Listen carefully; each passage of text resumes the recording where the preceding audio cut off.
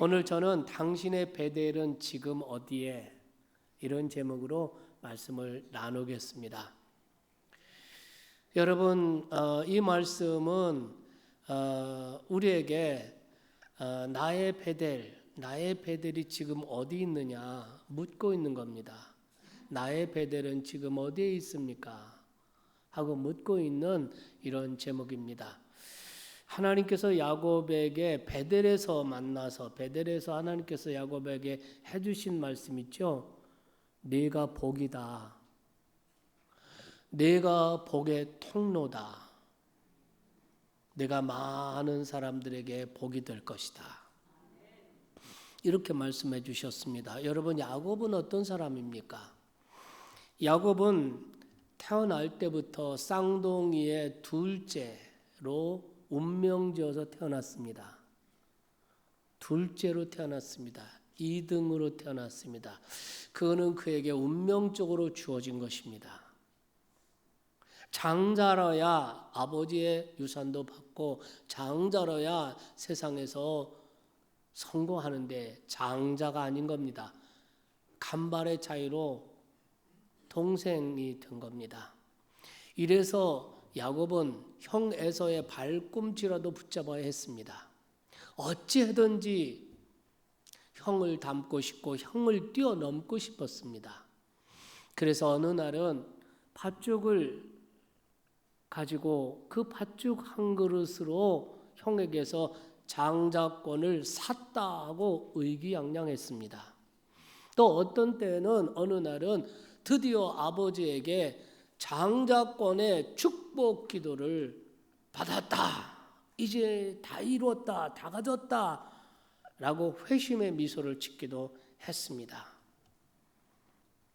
이 장자가 못됐다는 것 때문에 주눅들어 살기도 했지만 그 장자가 되고 싶은 열망으로 그는 정말 아주 집착하면서 악착같이 그렇게 살아온 겁니다.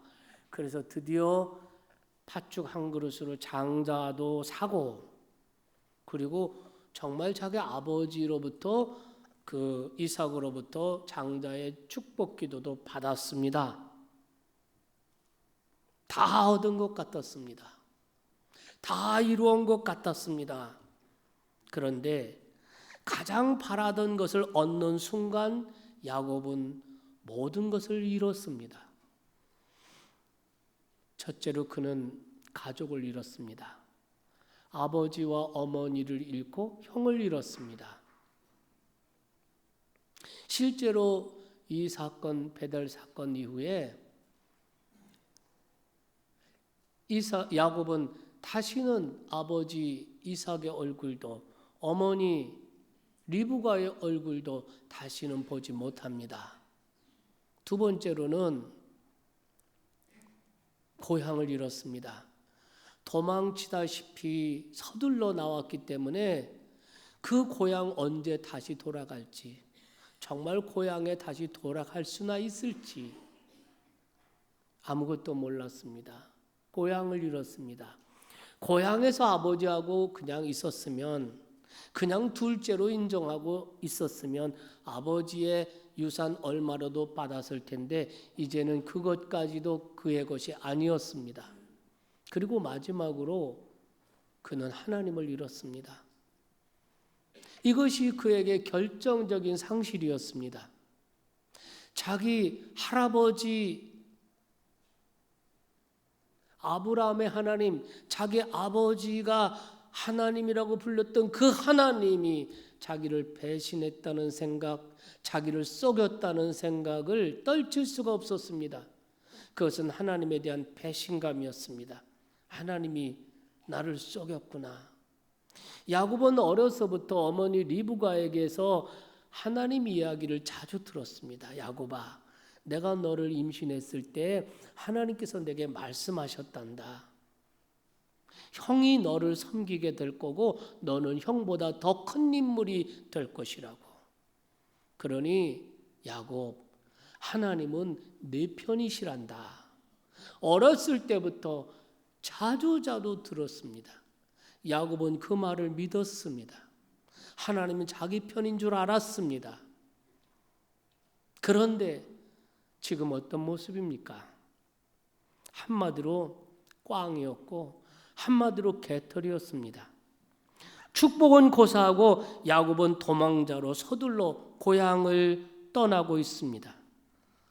사방 천지를 둘러봐도 자기를 아는 사람도 없고 자기를 보고 있는 사람도 없고 자기를 도와줄 사람이 아무도 없습니다.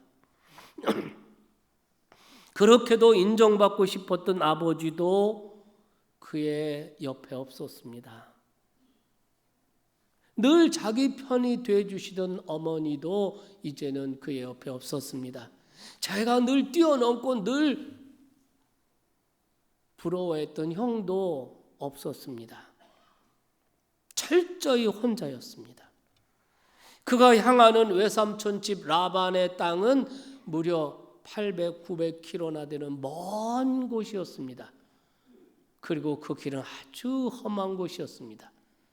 가다가 도적대에게 습격을 당할 수도, 들짐승에게 습격을 당할지도 모릅니다. 어둠이 깔리자 두려움이 몰려왔습니다. 다가오는 미래가 모두 다 불확실하고 불투명하고 뿐이었습니다. 이런 두려움 속에서 야곱은 광야에서 첫날 밤을 지내게 됩니다. 그는 그곳에서 지금까지 자기 인생을 되돌아봤을 것입니다. 나는 누구인가? 나는 어떻게 살았나? 지금의 내 신세가 이게 뭔가? 나는 누구일까? Who am I? 나는 누구예요? 내 인생은 도대체 뭡니까? 그에게는 무겁고 어두운 밤이었습니다. 동시에 그렇게 살았던 자기 자신에 대한 분노가 치밀어 오르고 자기를 속이고 배신한 것 같은 느낌으로 하나님에 대해서 불평이 부글부글 끓어오릅니다. 그러면서 그는 자기 어머니 아버지의 하나님께 이렇게 묻습니다. 하나님, 제 어머니 리브가에게 큰 자가 작은 자를 섬길 거라고 약속하신 그 약속은 어디에 가 있습니까? 하나님 도대체 나에 대해서 나와 상관이나 있는 분이십니까?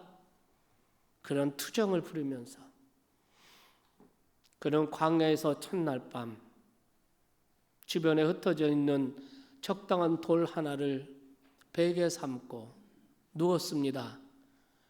그리고 이내 깊은 잠에 빠져들었습니다. 그런데 바로 그때 하나님께서 꿈에 야곱에게 나타나신 겁니다. 우리가 창세기 야곱의 이야기를 쭉 보게 되면요, 야곱이 하나님을 3번 만나는 것을 볼 수 있습니다. 근데 그 야곱이 만날 때, 처음에 만날 때는 바로 이 베델에서 만난 겁니다. 베델에서 만날 때 그는 모든 것을 다 얻은 건 줄 알았는데 다 잃어버렸습니다. 현실적으로는 모든 것을 다 잃어버렸습니다. 가진 것이 없습니다. 그런 상태에서 그가 베델에서 첫 번째 하나님을 만나게 되죠. 그리고 두 번째 만난 그 만남은 바로 20년 후에 야곱이 고향으로 돌아올 때, 그때 야복 강가에서 하나님을 다시 만나게 되죠. 그때는 그에게 많은 것이 있었습니다. 결혼해서 아내도 있고 자식들도 있고 많은 우양 재산도 있고 종들도 많이 있었습니다. 그래서 첫 번째 만남과 이 두 번째 만남, 현실적으로는 정반대예요. 첫 번째 만날 때에는 베델에서 다 잃고 아무것도 없을 때, 그리고 아무도 없을 때, 그리고 두 번째 만남은 많은 것을 가지고 있게 되었습니다. 정반대인 것 같아요. 현실적으로는 그렇습니다. 그런데 실존적으로는 첫 번째 만남이나 두 번째 만남이나 하나님을 만나는 그 순간에 그는 실존적으로는 아무것도 없었어요. 그 누구도 그 무엇도 의지할 수가 없었습니다.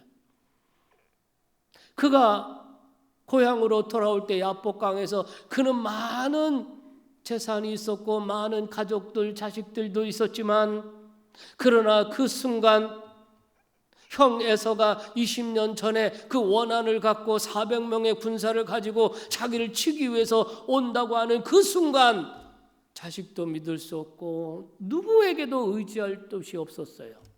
현실적으로 많은 것 같은데 실존적으로는 그 무엇도 의지할 수가 없었습니다.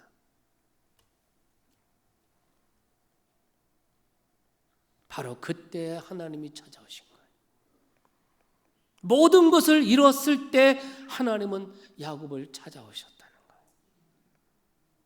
내가 바라고 내가 움켜쥐고 내가 가지려고 했던 모든 것을 다 가졌다고 생각하는 순간 야곱은 모든 것을 다 잃게 되었고, 내가 모든 것을 다 잃었다고 생각하는 모든 것을 다 잃었던 그 순간에 하나님은 야곱을 찾아오셨습니다. 하나님이 인간을 찾아오시는 그 타이밍은 아주 절묘합니다. 오늘 우리에게도 마찬가지입니다. 내 인생이 잘 나갈 때 내가 많은 것을 가지고 많은 것을 누렸다고 할 때 하나님 찾아오시면 우리는 유감스럽게도 그 하나님 바라보기가 쉽지 않아요. 왜냐하면 우리 앞에 보이는 것이 많고 가진 것이 많고 내가 의지할 것이 너무나 많기 때문입니다.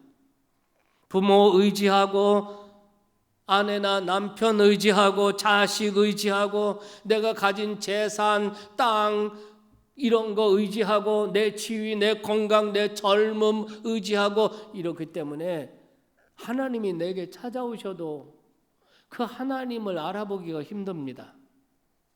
하나님이 내 마음의 문을 두드리셔도 하나님을 느끼지 못합니다. 하나님이 나를 찾아오셔도 나는 하나님을 볼 수가 없게 됩니다. 그러나 모든 것을 잃고 밑바닥을 치고 있을 때, 건강을 잃어버리고 재산을 잃어버리고 더 이상 물러설 곳이 없는 벼랑 끝에 섰을 때, 누구도 어디에도 의존할 수가 없을 때, 그때 하나님의 음성이 들려요. 하나님의 발자국 소리가 들려요. 하나님이 문을 두드리는 소리가 비로소 들려요. 하나님이 보이기 시작해요. 야곱은 바로 그곳 모든 것을 상실한 곳에서 하나님을 만나게 됩니다. 그가 돌을 패고 깊은 잠에 빠졌는데 꿈속에 환상 가운데 하나님이 보입니다. 여기 보면 환상이 나오죠. 28장에 하늘까지 닿는, 땅에서 하늘까지 닿는 신비한 사닥다리가 보여요. 그리고 하나님의 천사가 오르락 내리락 하면서 자기를 지키고 있어요. 야곱이 본 환상은 눈으로 본 것만이 아닙니다. 하나님의 음성이 들리기 시작해요. 하나님의 음성을 듣게 됩니다. 바로 자신의 할아버지 아브라함, 자기 아버지 이삭의 하나님, 바로 그 여호와 하나님이셨어요.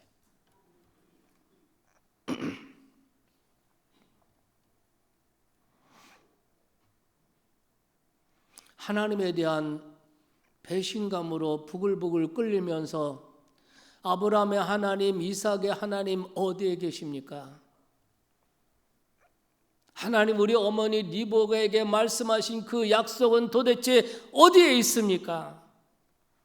이렇게 투정을 부리고 있는 그 순간에 하나님은 당신의 이름을 계시하면서 그에게 다가오신 것입니다.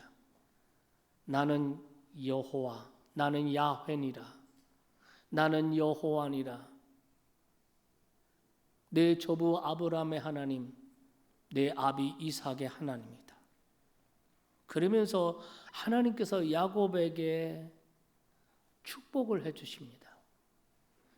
그렇게 축복을 받고 싶어서 발버둥 치고 달려왔는데 하나님이 다 잃은, 아무도 의지할 곳이 없는 그 외롭고 쓸쓸한 베델에서 돌베개하고 잠들어 있던 야곱에게 복을 주시는, 내가 누운 땅이 복이 될 것이다. 내 자손이 땅의 티끌과 같이 될 것이고 동서남북으로 퍼질 것이다. 자손의 축복입니다. 그리고 이렇게 말합니다. 너로 인하여, 너로 말미암아 이 땅의 모든 사람들이 복을 받을 것이다. 이 말은 네가 복의 통로다는 거예요. 네가 바로 복이라는 거예요. 할렐루야. 이렇게 말씀을 하신 겁니다. 여기서 야곱은, 하나님은 야곱에게 내가 누구인지를 알려주셨습니다. 내가 누구인지를 하나님께서 알려주셨습니다. 야곱은 여기서 자신이 누구인지를 알게 된 것입니다. 자신이 복의 통로가 된 것을 깨달은 것입니다. 아니, 자신이 복이라는 사실을 깨닫게 된 것입니다. 복이 다른 데 있는 줄 알았습니다. 그동안 야곱은 복을 받기 위해서, 1등이 되기 위해서 수단 방법 가르지 않고 인생을 달려왔습니다. 야곱은 그동안 눈에 보이는 장자권만이 복인 줄 알고 그것을 향하여 목매달고 그것을 향해 달려왔습니다. 그래서 수단 방법 가리지 않고 형 아버지 속이면서까지 아버지로부터 축복권을, 장자의 축복을 받기 원했습니다. 하지만 그가 그토록 원하고 바랐던 그 복이 다른 것이 아니라 자신이라는 것을 깨달았습니다. 아, 장자권이 복이 아니라, 나보다 잘나고 나보다 능력 있는 형이 복이 아니라, 아, 하나님 안에 있는 내가 복이로구나 깨닫게 된 것입니다. 야곱이 잠에서 깨어 일어나서 그가 이렇게 고백하죠. 16절에 여호와께서 과연 여기 계시거늘 내가 알지 못하였구나. 하나님이 이 광야에 없는 줄 알았어요. 자기 혼자인 줄 알았어요. 하나님은 자기 아버지 이삭의 장막이나 있었고 그 하나님은 자기 이삭의 하나님, 자기 할아버지 아브라함의 하나님이라고 생각을 했는데 하나님이 여기 이 광야에 계셨어요. 하나님이 자기를 지켜보고 계셨어요. 그것을 내가 알지 못했구나. 그러면서 자기 자신을 다시 살펴보았을 것입니다. 아버지를 속이는 것인 줄 알면서도 어머니 리브가의 시키는 대로 어머니에게 맹종했던 자기 모습, 아버지에게 복을 받으려고 축복 기도로 받으려고 아버지에게 목매고 살았던 자기 모습, 장자로 태어나고 그리고 사냥도 잘하고 능력도 잘하고 남자답게 잘생긴 자기 형 에서를 부러워하면서 에서를 뛰어넘으려고 목매고 살던 자기 모습, 얼마나 왜곡된 삶을 살았나 하는 것을 깨닫게 되었습니다.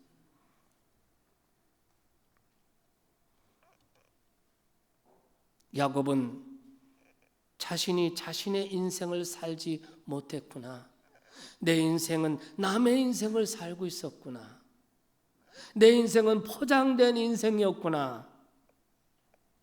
지금까지 그는 아버지의 축복권 속에 묻혀서 살았고 어머니의 시선 속에 갇혀 살았고 형을 부러워하여 형을 닮으려고 하는 삶을 살았지. 한마디로 포장된 인생을 살았습니다. 그래서 내가 흔들렸구나. 그래서 내가 방황했구나. 아버지 때문에 흔들리고 어머니 때문에 흔들리고 형 때문에 흔들리고 내 인생을 살지 못한 것입니다. 여러분, 우리가 하나님을 인격적으로 만날 때, 우리가 하나님 앞에 설 때 가장 먼저 깨닫게 되는 것이 뭔지 아십니까? 바로 하나님이 우리에게 주신 참된 나 자신의 모습을 깨닫게 된다는 겁니다. 우리는 이것이 필요합니다. 하나님 안에서 나의 참된 모습을 우리는 확인해야 합니다. 특별히 모태신앙인들에게 매우 중요한 것이 있습니다. 아버지의 신앙, 어머니의 신앙에서 내 신앙으로 바뀌는 것이 필요합니다. 가정의 평화를 위해서 아내를 따라서 아내에 이끌려서 교회 나오시면서 신앙생활 하시는 분들에게 매우 중요한 것이 있습니다. 아내의 신앙에서 내 신앙으로 바뀌어야 한다는 것이죠. 부모나 아내가 경험했던 신앙에서 내가 무릎 꿇고 내가 하나님을 만나는 신앙으로 바뀌어야 비로소 내 신앙이 되는 거고 나의 하나님이 되는 것이고, 그럴 때 신앙에 기쁨이 있고 자유가 있고 신앙의 능력이 나타나는 것입니다. 누가 되었든 간에 다른 사람에게 나 자신을 얽매고 사는 인생은 내 인생을 사는 것이 아니라 남의 인생을 사는 것이나 마찬가지입니다. 물론 우리 어머니 아버지는 우리에게 소중한 분임에 틀림없습니다. 우리 어머니 아버지는 우리에게 몸과 생명을 물려주셨고 나누어 주셨고, 더욱이 우리에게 하나님을 섬기는 신앙을 전수해 주신 분들이기도 합니다. 하지만 그럼에도 불구하고 신앙이란 아버지 어머니에게 의존적이 돼서는 안 된다는 것입니다. 아내나 남편에게 얽매이지 말아야 한다는 것입니다. 신앙은 독립적이어야 되고, 그리고 신앙은 도약해야 된다는 것입니다. 그렇지 않으면 언제까지나 하나님을 알고 하나님을 믿지만 나의 하나님이 아니라 어머니 아버지의 하나님일 뿐입니다. 나의 하나님이 아니라 내 아내가 믿고 우리 아이들이 믿는 하나님일 뿐인 것입니다. 그렇게 되면 어떻게 될까요? 그렇게 되면 결국 내 신앙이 수동적입니다. 소극적이 됩니다. 자주 흔들리고 방황합니다. 하나님께서 야곱에게 찾아오신 이유도 바로 이것입니다. 야곱아, 너는 에서가 아니다. 너는 너다. 너다워져라. 너답게 하나님 사랑하면서 살아라. 너 형 에서 부러워하지 말아라. 장자 되려고 하지 말아라. 너는 부모님의 생각과 눈높이에 갇혀 살지 말아라. 너는 너답게 살고 너의 하나님으로, 너의 믿음으로 너의 인생을 새롭게 열어가기를 원한다.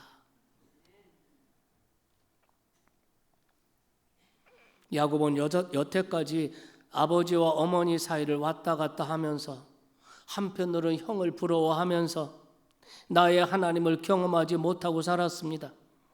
그래서 하나님은 야곱이 홀로 있게 되었을 때 그를 찾아오시고 그를 변화시키기를 원하셨습니다. 그가 누군지를 말해주고 싶었고, 그가 어떻게 인생을 살아가야 할지 그의 삶의 태도를 바꿔주고 싶었습니다.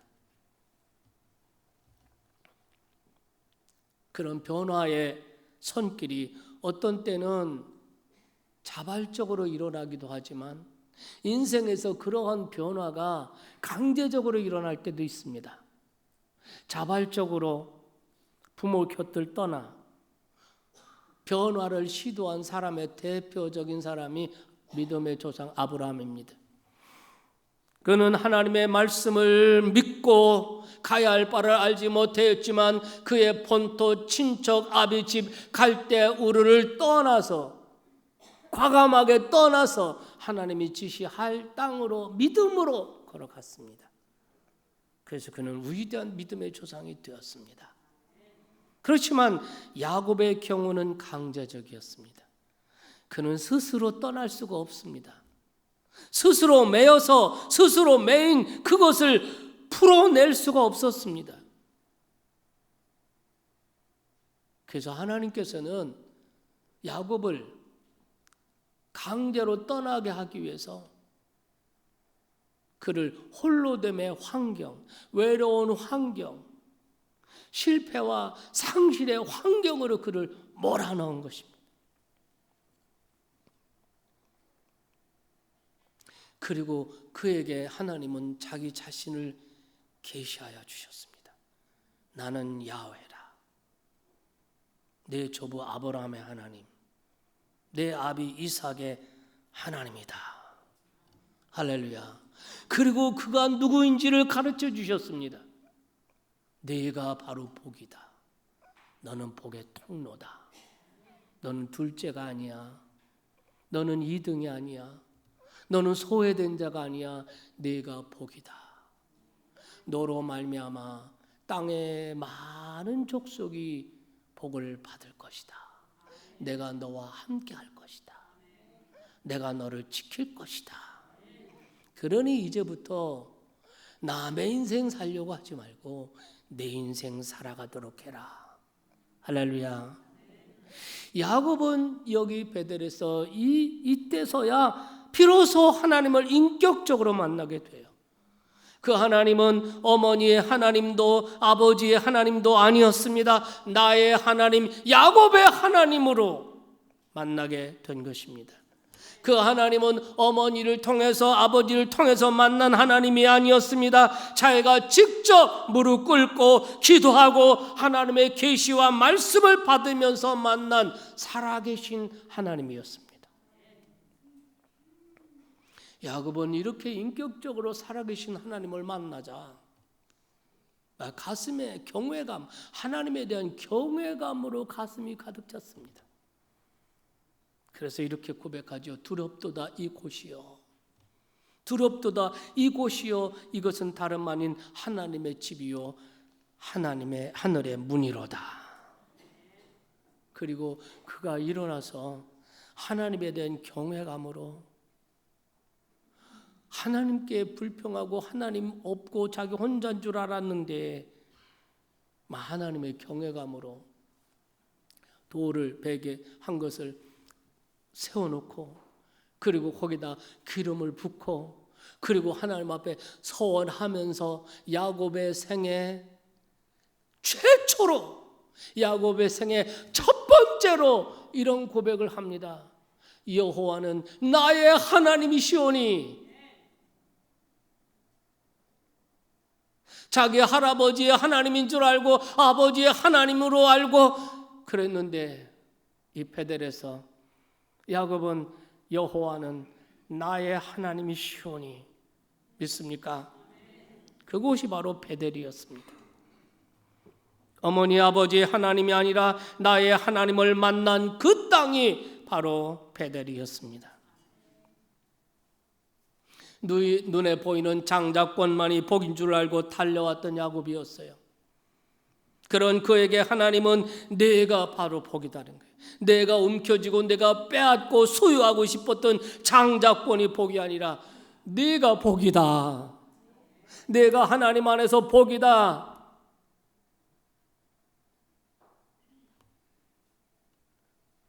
내가 복의 통로다. 이제 내가 밟는 땅은 복받은 땅이 될 것이다. 내가 만나는 사람들은 복받은 사람들이다. 너와 함께 교제하는 사람 복받은 사람이다. 내가 너를 지켜주겠다.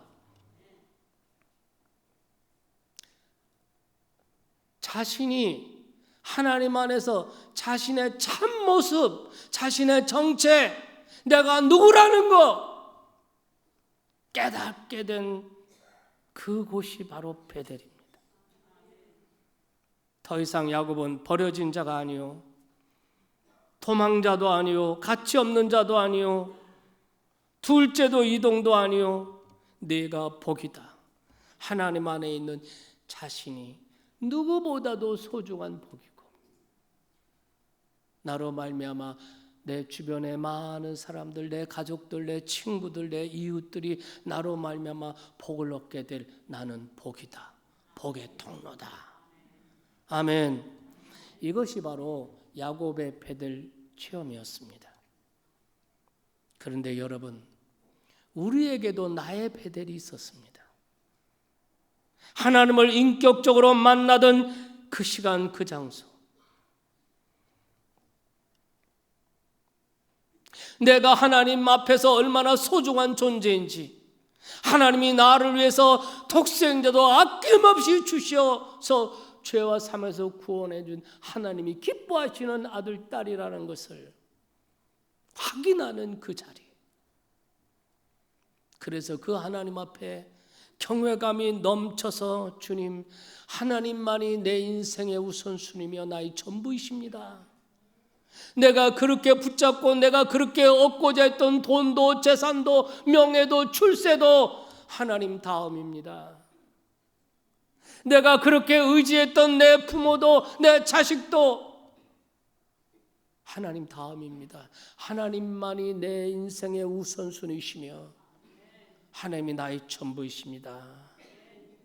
이렇게 무릎 꿇고 고백하며 무릎 꿇었던 나의 베델이 있었습니다. 그 나의 베델이 지금은 어디에 있습니까? 여러분의 베델을 회복하십시오. 여러분의 베델을 회복하십시오. 혹시 인생을 살면서 혹시 신앙생활을 하는 여정 가운데 베델 경험을 못하신 분이 계십니까? 그래서 신앙생활이 지금도 수동적인 것입니다. 그래서 끌려다니는 것입니다.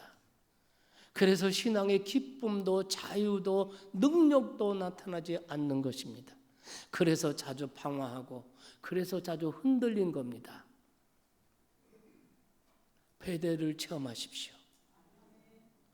나의 하나님으로, 인격적으로, 살아계신 하나님으로 그 하나님을 만나는 베델의 체험이 여러분에게 일어나기를 주님의 이름으로 축원합니다.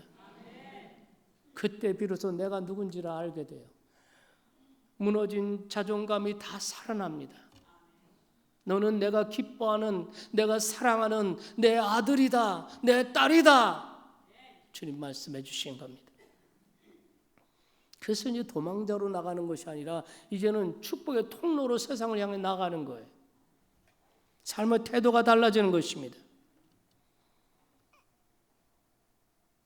여러분이 만일 신앙생활의 여정 가운데 여러분이 베델의 경험이 있었다면, 그런 분들이 이 자리에 많이 계실 줄 압니다. 그런 분이라면, 그런 분이라 할지라도 아십니까? 매일 새롭게 베델을 경험하셔야 한다는 겁니다. 매일 새롭게 베델을 체험하셔야 한다는 것입니다. 오늘 우리가 주일날 맞이해서 이렇게 하나님 앞에 나와서 예배를 드리고 찬송을 드리고 말씀을 드리고 기도를 드리고 이 모든 것, 바로 이곳이 오늘 나의 베델이 되게 하기 위해서인 줄로 믿습니다. 우리는 이 예배 시간에 하나님의 음성을 듣습니다. 하나님이 어떤 분이시고 내가 얼마나 하나님 앞에 소중한 사람인지, 나의 인생을 향한 하나님의 놀라운 계획이 있다는 것을 깨닫게 됩니다. 내가 축복이라는 것, 내가 복의 통로가 된다는 것 깨닫게 됩니다. 그리고 그 주님 앞에 우리는 다 내려놓습니다. 하나님, 내가 지금까지 사랑했던 것, 내가 지금까지 의지했던 것, 내가 지금까지 절대로 놓을 수 없다고 생각하고 추구했던 이 모든 것 다 내려놓겠습니다. 내 자식 문제도 내려놓겠습니다. 내 염려와 근심 문제도 내려놓겠습니다. 주님만 사랑합니다. 주님만 의지합니다. 이것이 우리의 예배예요. 우리가 이렇게 하나님을 전심으로 예배할 때 이곳이 바로 나의 베델이 될 수가 있는 줄 믿으시기 바랍니다. 사랑하는 여러분, 하나님은 어떤 하나님이십니까? 하나님은 여러분 한 분 한 분을 복으로 세우시고 복의 통로로 세우기를 원하십니다. 여러분 한 분 한 분의 인생을 하나님이 설계하시고 계획하셨습니다. 그리고 하나님이 여러분과 함께 하신다고 약속하셨습니다. 하나님은 임마누엘, 우리와 함께 하시는 하나님, 우리를 지키시는 하나님, 여호와 로이, 우리를 인도하시는 하나님. 우리가 때로 넘어지고 우리가 때로 병들고 우리가 때로 상처받으면 하나님은 여호와 라파, 우리를 치유하시고 회복시키시는 하나님. 믿습니까? 그렇게 우리를 세우시길 원해요. 우리를 복으로, 여러분의 직장에서, 여러분의 일터에서, 여러분의 가정에서, 저와 여러분 한 분 한 분을 복으로, 복의 통로로 세우기를 원하십니다. 그렇다면 이제 우리 자신에게 물어봐야 돼요. 하나님이 나를 찾아오시는데 장악이 되고 방해하는 내 인생의 문제는 무엇입니까? 야곱은 그것이 장자권이었습니다. 그 장자권 때문에 하나님이 안 보였어요. 장자권에 매달려 살았습니다. 그랬다면 오늘 나의 장자권은 무엇입니까? 나라고 생각했던 거짓된 포장된 것은 무엇이었습니까? 그 포장들은 무엇이 나를 포장해 버렸습니까? 그것이 여러분이 가지고 있는 어떤 사회적인 지위나 여러분이 가지고 있는 어떤 재산이나 이런 것들이 여러분을 포장해 버리지는 않았습니까? 그것을 알아야 돼요. 그것을 물어야 됩니다. 하나님이 내게 오셔서 오늘 나의 배대를 회복시켜 주시는 데 있어서 방해가 되고 있는 인생의 문제는 무엇인가? 나의 포장은 무엇인가? 그것을 알았다면 이 시간 그것을 하나하나 주님 앞에 다 내려놓아야 합니다. 그것을 다 제거해야 합니다. 그럴 때 하나님은 베델에서 야곱을 만나 주셨듯이 우리를 만나 주시고, 그리고 이곳이 내가 기도하는 이 장소가, 내가 말씀을 펴서 묵상하는 그 장소가, 우리가 모여 예배하는 이 장소가 나의 베델로 회복될 줄 믿으시기 바랍니다. 하나님께서 이 베델의 자리에서 내게 다가오셔서 너는 복이다. 내가 나에게 가장 소중한 존재다. 이제 내 모습을 회복해라. 이제 세상으로 나갈 때 도망자로 주눅 들고 나가지 말고 축복의 통로로 당당하게 나가라. 내가 밟는 땅을 축복해라. 그러면 내가 그 땅을 축복할 것이다. 내가 만나는 사람들을 축복해라. 그러면 내가 그들을 축복할 것이다. 내가 어디를 가나 너와 함께 할 것이고 너를 지키겠다. 너는 복이다. 너는 복의 통로다. 할렐루야. 이러한 베델의 체험은 내 일생 중에 한 번으로 끝나는 것이 아니라 그렇게 예배할 때마다, 하나님 앞에 나가서 기도할 때마다, 말씀을 펴서 읽고 묵상할 때마다, 믿습니까? 이런 베델의 경험이 매일매일 우리의 신앙을 새롭게 열어가시기를 주님의 이름으로 축원합니다.